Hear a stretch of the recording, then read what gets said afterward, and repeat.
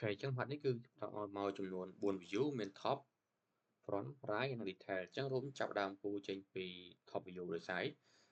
រតែរូបនេះបើយើងមើល view top ទៅគឺយើងឃើញតាមមានតាម dimension នេះគឺ7 មីលីម៉ែត្រហើយខាង right បើយើងគូរទៅក៏បាក់គូដោយសាររូបនេះគឺវាអត់ត្រង់ទេគឺវាផ្អៀងចឹងចំពោះ detail view គឺគាត់តែជា view មួយដែលគេកាត់ចេញពីនេះមកទេអូនេះមានថាយើងហៅថា auxiliary view បាទចឹងក្នុងនេះខ្ញុំគូជានេះជាចតុកោណកែងអូខេ front view ចតុកោណកែងវាគឺ30 12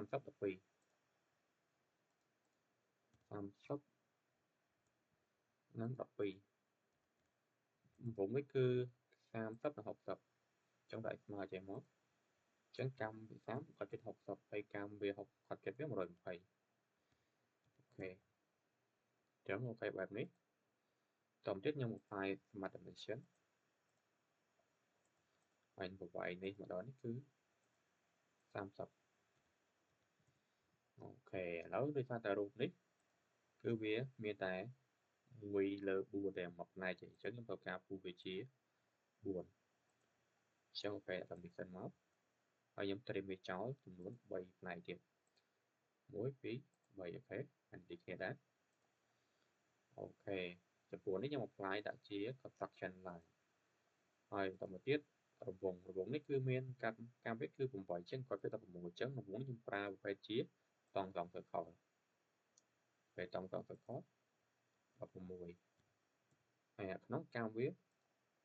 ចំនួន6អញ្ចឹងខ្ញុំប្រើប្រភេទជាcircle by center វិញ1អូខេខ្ញុំ apply smart dimension ដូចគ្នាអូខេឥឡូវយើងមើលតាមđâyវាមានលេខ2គុណ6សារនេះគឺមាន6ចំនួន2កន្លែងរត់ហ្នឹងគឺមាន2កន្លែងខាងនេះ1ខាងនេះ1ឬក៏នេះ1នេះ1នេះដូចគ្នាដែរកាំ8ដូចគ្នាដែរនេះ8ហើយអញ្ចឹងបន្តទៀត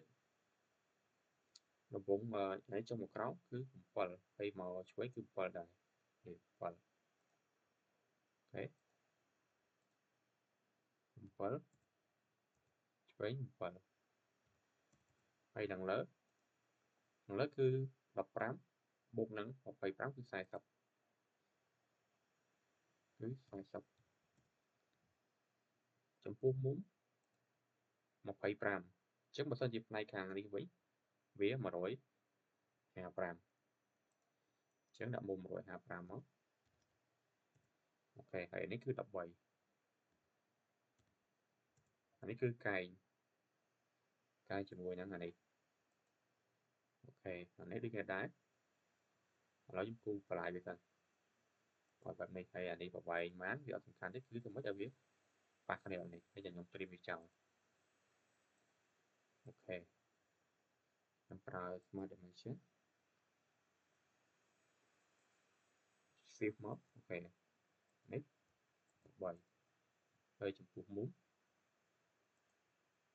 សាកនេះមកអូខេ25ត្រូវ